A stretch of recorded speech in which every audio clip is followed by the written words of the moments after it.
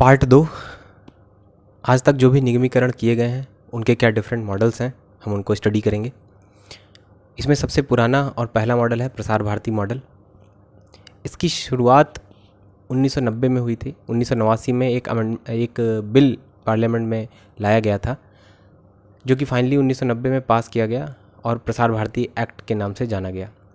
इस एक्ट के सेक्शन 11 में एम्प्लॉयज़ के स्टेटस के बारे में लिखा गया था। सेक्शन 11 सब सेक्शन 1 में ये लिखा हुआ था कि जिस दिन प्रसार भारती फॉर्म की जाएगी उस दिन AIR और दूरदर्शन, जो कि पहले ministry of information and broadcasting के एक अटैच्ड ऑफिस थे, उनमें काम कर रहे सभी ऑफिसर्स को, सभी एम्प्लॉयज़ को ट्रांसफ़र कर दिया जाएगा प्रसार भारती में, जो कि एक ऑटोनोमस बॉडी होगी। इस क्लॉज में डीम डिप्टेशन वर्ड का यूज़ नहीं किया गया था, ट्रांसफ़र वर्ड का यूज़ किया गया था। सब सेक्शन 5 में ये लिखा गया है कि ट्रांसफ़र किए जाने के बाद एम्प्लॉयज़ को एक ऑप्शन फॉर्म दिया जाएगा, जिसे उन्हें 6 महीने में एक्सरसाइज करना है। शुरू के 3 महीने में ऑप्शन फॉर्म सर्व कर दिया जाना है और अगले 3 महीने में ऑप्शन फॉर्म एक्सरसाइज कर दिया जाना चाहिए एम्प्लॉयज़ द्वारा। और सब सेक्शन 4 में लिखा हुआ है कि एक बार ऑप्शन एक्सरसाइज कर दिया जाता है तो उसके बाद एम्प्लॉयज़ सेंट्रल गवर्नमेंट एम्प्लॉय नहीं रह जाएंगे और वो प्रसार भारती के पार्ट हो जाएंगे। ठीक है। सेक्शन 12 में ये लिखा हुआ है कि जो काम पहले मिनिस्ट्री ऑफ INB का AIR और दूरदर्शन अटैच्ड ऑफिस करता था, उन सभी फंक्शंस को प्रसार भारती द्वारा किया जाएगा, यानी कि इन फंक्शंस को सेंट्रल गवर्नमेंट से ट्रांसफ़र करके प्रसार भारती को दे दिया जाएगा। ठीक है। समय बीता, नवंबर 1997 को प्रसार भारती फॉर्म हो गई, लेकिन एम्प्लॉयज़ के ट्रांसफ़र या फिर डीम डिप्टेशन जाने के रिगार्डिंग कोई भी ऑर्डर नहीं निकाला गया, ना ही अगले 6 महीने में कोई ऑप्शन फॉर्म दिया गया या एक्सरसाइज किया गया। एक्चुअल में AIR और दूरदर्शन में 150 से भी ज़्यादा कैटेगरीज के एम्प्लॉयज़ थे और उनको ऑप्शन फॉर्म देने के लिए उनके रिक्रूटमेंट रूल्स और सर्विस कंडीशंस फ्रेम करने की ज़रूरत थी, जो कि एक बहुत बड़ा काम था और गवर्नमेंट टाइमली नहीं कर पाई थी। फ़िलहाल लगभग 125 कैटेगरीज के रिक्रूटमेंट रूल्स और सर्विस कंडीशंस फाइनलाइज करने के बाद गवर्नमेंट ने एम्प्लॉयज़ एसोसिएशंस, फेडरेशंस से डिस्कशन किया, मगर एम्प्लॉयज़ को वो रिक्रूटमेंट रूल्स पसंद नहीं आए और उन्होंने एक जॉइंटली साइन करके एक रिप्रेजेंटेशन दिया कि ये चीज़ इम्प्लीमेंट नहीं की जानी चाहिए।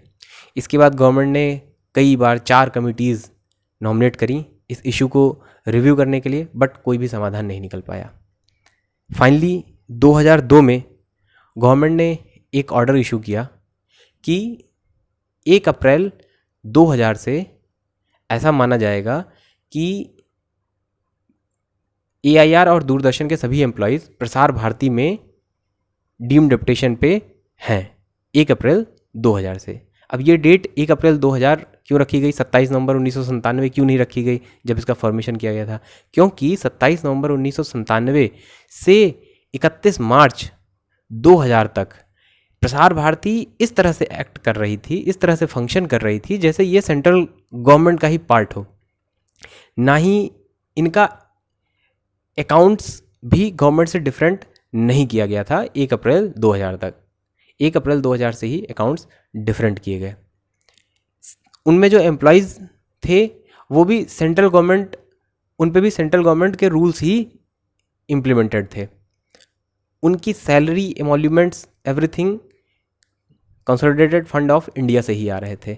तो बेसिकली एक्ट में तो दिया गया था कि 1997 में हो जाना चाहिए, मगर वो 1 अप्रैल 2000 से इफेक्टिवली इम्प्लीमेंट हुआ था और इसीलिए गवर्नमेंट ने जो ऑर्डर इशू किया वो कहा कि 1 अप्रैल 2000 से आप डीम डिप्टेशन पे हैं till transfer of employees is completed. As per sub section 1 of section 11 of Prasar Bharati act 1990। ठीक है, लेकिन साथ ही चूंकि प्रसार भारती में लोग एम्प्लॉयज़ काम करना तो शुरू कर चुके थे, तो 1997 से 2000 के बीच में लोगों के मन में दुविधा थी और एम्प्लॉयज़ ने कई सारे रिप्रेजेंटेशंस गवर्नमेंट को भेजे थे कि भाई आप हमारा स्टेटस क्लियर करिए, हम सेंट्रल गवर्नमेंट के पार्ट हैं कि हम डिप्यूटेशन पे हैं, डीम डिप्यूटेशन पे हैं, कहाँ पे हैं, आप क्लियर करिए। इसके अलावा 97 से 2000 के बीच में कई सारे ट्रांसफ़र ऑर्डर्स भी इशू किए गए। प्रसार भारती को फंक्शन करने के लिए अपने एम्प्लॉयज़ को ट्रांसफ़र करने की ज़रूरत भी थी, मगर इन ट्रांसफ़र ऑर्डर्स को चैलेंज किया गया कैट चंडीगढ़ बेंच में, और ये बोला गया कि हम चूँकि अभी सेंट्रल गवर्नमेंट के ही एम्प्लॉई हैं, हमारा एमोल्यूमेंट्स भी CFI से ही आ रहा है, तो प्रसार भारती के मैनेजमेंट को ये अधिकार नहीं है कि वो हमारा ट्रांसफ़र कर सकें। कैट में जब सुनवाई हुई तो कैट ने इसके फेवर में जजमेंट दिया और ट्रांसफ़र ऑर्डर को क्वैश कर दिया गया। इसके अगेंस्ट में कॉरपोरेशन ने रिट पिटीशन दाखिल करी Punjab and Haryana high court में। हाई कोर्ट ने भी सुनवाई करी और ये पाया कि जो ट्रांसफ़र ऑर्डर्स हैं वो गलत हैं। उन्होंने ट्रांसफ़र ऑर्डर्स को गलत कहा और कैट के ऑर्डर को सही कहा। इसके बाद यहाँ इसके बीच में एक जगह ऐसा भी हुआ था कि मद्रास हाई कोर्ट में भी एक केस हुआ था इसी के रिगार्डिंग, और मद्रास हाई कोर्ट का ये व्यू था कि नहीं, प्रसार भारती को फंक्शन करने के लिए, एडमिनिस्ट्रेटिवली सही तरीके से फंक्शन करने के लिए लोगों को ट्रांसफ़र करने का अधिकार है, नहीं तो वो फंक्शन नहीं कर पाएंगे। तो यहाँ पर 2 हाई कोर्ट का डिफरेंट व्यू हो गया था। इसके बाद फाइनली सितंबर 2000 में कॉरपोरेशन ने स्पेशल लीव पिटीशन दाखिल करी सुप्रीम कोर्ट ऑफ इंडिया में, और वहाँ पर इसकी सुनवाई स्टार्ट हुई।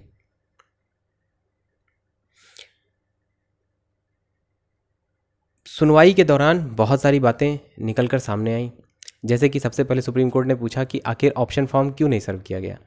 तो गवर्नमेंट का ये कहना था कि हमें एम्प्लॉयज़ एसोसिएशन से रेजिस्टेंस का डर था, उसके एंटिसिपेशन में ऑप्शन फॉर्म नहीं सर्व किए गए। फिलहाल सुप्रीम कोर्ट सुनवाई इस बात पे कर रहा था कि जो ट्रांसफ़र के ऑर्डर्स हैं वो सही हैं कि नहीं, लेकिन सुनवाई के दौरान उसने हर पहलू को देखा और उस पर चर्चा की।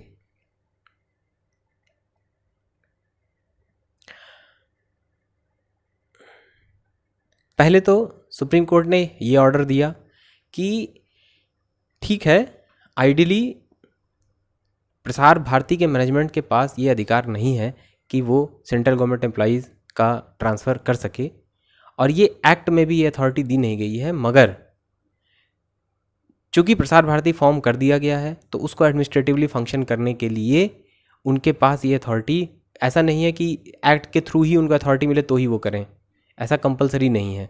कुल मिला के उनका ये ट्रांसफ़र करना गलत नहीं है, ये सही है। उनको अथॉरिटी दी जानी चाहिए थी जो कि नहीं दी गई है, लेकिन उनके पास अथॉरिटी होनी चाहिए, तो वो जो ट्रांसफ़र कर रहे हैं वो सही है, नंबर 1 बात।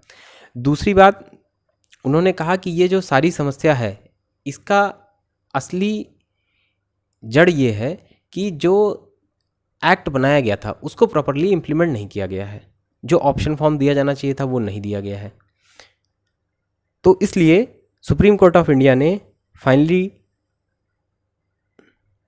यूनियन ऑफ इंडिया को ये डायरेक्ट किया और साथ में कॉरपोरेशन को ये डायरेक्ट किया कि आप दोनों मिलके देखिए और इस मैटर को सॉर्ट आउट करिए जल्दी से जल्दी।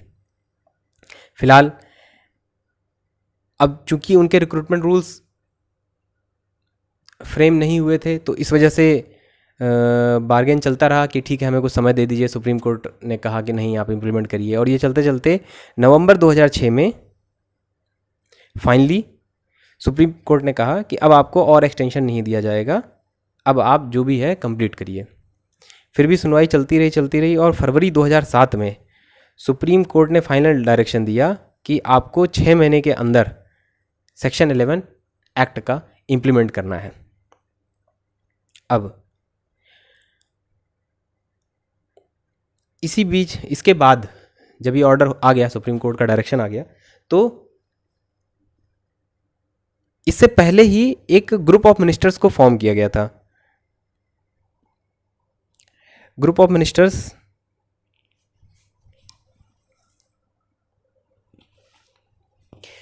जब सुप्रीम कोर्ट ऑफ इंडिया और यूनियन ऑफ इंडिया के बीच में डिस्कशंस हो रहे थे मार्च 2006 और नवंबर 2006 के बीच में कि आप हमें कुछ समय दीजिए, हम कुछ कर रहे हैं इस इशू को लेकर, उसी बीच में एक ग्रुप ऑफ मिनिस्टर्स की कमेटी फॉर्म की गई थी और उन्हें इस इशू को रिजॉल्व करने का काम दिया गया था। फरवरी 2007 में सुप्रीम कोर्ट के डायरेक्शन के बाद 5 अक्टूबर 2007 को ग्रुप ऑफ मिनिस्टर्स ने फाइनल एक डिसीजन लिया और कहा कि आज के दिन तक जितने भी एम्प्लॉयज़ रिक्रूट किए जा चुके हैं, चाहे AIR दूरदर्शन में रहते हुए रिक्रूट किए गए थे या फिर प्रसार भारती के फॉर्मेशन के बाद नवंबर 1997 से 1 अप्रैल 2000 के बीच में रिक्रूट किए गए, या फिर 1 अप्रैल 2000 से लेके 5 अक्टूबर 2007 तक भी रिक्रूट किए गए, इन सभी एम्प्लॉयज़ को डीम्ड डेप्यूटेशन टिल रिटायरमेंट का फैसिलिटी दिया जाएगा। Deemed deputation till retirement with all facilities at par with central government employees. इसको साधारण भाषा में इस तरह समझ सकते हैं कि वो इसी तरह से फंक्शन करेंगे जैसे वो सेंट्रल गवर्नमेंट एम्प्लॉयज़ ही हैं, उनके प्रमोशंस, एमोल्यूमेंट्स सब कुछ वैसा ही होगा जैसे पहले हो रहा था। 5 अक्टूबर 2007 के बाद जो रिक्रूटमेंट होगा वो प्रसार भारती जैसा भी रूल बनाए, रिक्रूटमेंट रूल, उसके तहत ही वो नए रिक्रूट्स गवर्न होंगे। इसके बाद फिर उन्होंने ये जो डिसीजन सुनाया, उन्होंने ये भी बोला कि एक अमेंडमेंट बिल लाया जाना चाहिए प्रसार भारती एक्ट 1990 को अमेंड करने के लिए, ताकि ये जो डिसीजन है इसको इम्प्लीमेंट किया जा सके। फिलहाल ये प्रपोज़ल गया, बट कुछ दिन बाद गवर्नमेंट चेंज हो गई, फिर दोबारा से एक गवर्नमेंट ऑफ मिनिस्टर्स का कमेटी बनाया गया, उन्होंने भी सेम रिकमेंडेशन दी और फाइनली ये प्रपोज़ल राज्यसभा में अगस्त 2000 में प्लेस किया गया और उसके बाद ये रिफ़र कर दिया गया एक स्टैंडिंग कमेटी को सितंबर 2010 में, और उन्हें बोला गया कि आप 2 महीने में इस प्रपोज़ल को रिव्यू करिए। फिर उन्होंने कुछ समय मांगा विंटर सेशन के एंड तक का, और इस स्टैंडिंग कमेटी ने सारे सिचुएशन को डिटेल्ड में स्टडी किया और वो स्टैंडिंग कमेटी के रिपोर्ट के थ्रू ही जितनी इन्फॉर्मेशन मैंने आपको दी है ये उसी रिपोर्ट के तहत मैं आपको दे रहा हूँ। उसमें स्टैंडिंग कमेटी ने ग्रुप ऑफ मिनिस्टर्स के प्रपोज़ल को देखा, गवर्नमेंट यानी कि मिनिस्ट्री ऑफ I&B के रिप्रेजेंटेटिव को भी, उनके व्यूज़ को भी सुना, कॉरपोरेशन के व्यूज़ को सुना और फेडरेशंस, एसोसिएशंस के व्यू को भी सुना। इन सभी व्यूज़ को सुनने के बाद उन्होंने ये पाया कि ग्रुप ऑफ मिनिस्टर्स ने एक रिकमेंड किया था कि 5 अक्टूबर 2007 तक जितने भी लोग रिक्रूट किए गए हैं उनके रिक्रूटमेंट रूल्स भी वही रहेंगे जो ओरिजिनली थे और वो डीम्ड डेप्यूटेशन टिल रिटायरमेंट रहेंगे। उन्होंने ये भी पाया कि ग्रुप ऑफ मिनिस्टर्स जब इस इशू को स्टडी कर रहे थे उसी टाइम पे 2007 के दौरान ITS का BSNL में एब्जॉर्प्शन भी हो रहा था, और ग्रुप ऑफ मिनिस्टर्स ने इस बात पे भी विचार किया था कि क्यों ना एम्प्लॉयज़ को BSNL की तरह एब्जॉर्ब करा दिया जाए प्रसार भारती में। मगर वहाँ पर ये बात निकल कर आई थी कि BSNL एक कॉरपोरेट एंटिटी है, उसके पास कैश की कमी नहीं है, उसके पास कैश फ्लो काफ़ी है, वो एक कैश रिच ऑर्गेनाइजेशन है। प्रसार भारती ऐसा नहीं है। Prasar Bharati mainly government fundings पे डिपेंड करता है। तो प्रसार भारती को बीएसएनएल के मॉडल की तरह से करने की कोशिश करना सही नहीं होगा। और साथ ही उन्होंने ये भी पाया कि ग्रुप ऑफ मिनिस्टर्स ने ये भी फाइनल किया था कि प्रसार भारती को इफ़ेक्टिवली काम करते रहने के लिए 50% ग्रांट इन एड, जो भी टोटल एक्सपेंडिचर होगा उसका 50% as non planned grant in aid भी गवर्नमेंट ऑफ इंडिया देती रहेगी रिक्वायरमेंट के हिसाब से। बाद में फिर ऐसा हुआ था कि इसको 5 साल तक दिया जाएगा, फिर इसको रिव्यू किया जाएगा। बट करंट सिचुएशन ये है कि आज की डेट में भी गवर्नमेंट लगभग 2800 करोड़ एनुअली प्रसार भारती को देती है उसकी फंक्शंस के लिए। फिलहाल स्टैंडिंग कमेटी ने सब रिव्यू किया और फाइनल जो बिल पास किया गया उसमें जो रिकमेंडेशंस थे वो कुछ इस तरह से थे कि all posts of AIR and Doordarshan will be deemed transferred to Prasar Bharati since 1 April 2000। दूसरी बात कि recruitment up to 5 October 2007 will be governed by rules of original recruitment rules and at par with central government। तीसरा, जो नया recruitment होगा उनके लिए recruitment rules बनाए जाएंगे। एम्प्लॉयज़ फेडरेशंस का ये भी व्यू था कि ये जो नए एम्प्लॉयज़ आ रहे हैं इनके सर्विस कंडीशंस भी उनके साथ डिस्कशन करके ही बनाया जाए ताकि उन नए रिक्रूट्स का एमोल्यूमेंट्स ज़्यादा ना हो। बट कमेटी ने ये व्यू लिया कि चूँकि मेडिकल अलाउंसेस एट्सेट्रा या हाउसिंग अलाउंसेस ये नए रिक्रूट्स को देना पड़ेगा जो कि सेंट्रल गवर्नमेंट एम्प्लॉयज़ को मिला हुआ होता है, CGHS फैसिलिटी वगैरह है, तो उसके कंपनसेशन के लिए कुछ एमोल्यूमेंट तो एक्स्ट्रा देना पड़ेगा। तो फिलहाल वो अलग से किया जाएगा, ये डिसाइड किया गया। और लास्ट ये डिसाइड किया गया कि प्रसार भारती में कुछ डिप्यूटेशन पोस्ट भी रखी जाएंगी जिसमें डिफरेंट कैडर से ऑफिसर्स आएंगे, जैसे IASS से या CSS से ऑफिसर्स आएंगे, वहाँ पे काम करेंगे और इनपुट्स अपना देंगे। ये जो पोस्ट होंगी ये डिप्यूटेशन तो होंगी बट इन पे डिप्यूटेशन अलाउंस नहीं दिया जाएगा। ये मेजर पॉइंट्स मैंने बताए हैं जिनको फाइनल किया गया और इसके साथ अमेंडमेंट बिल पास किया गया।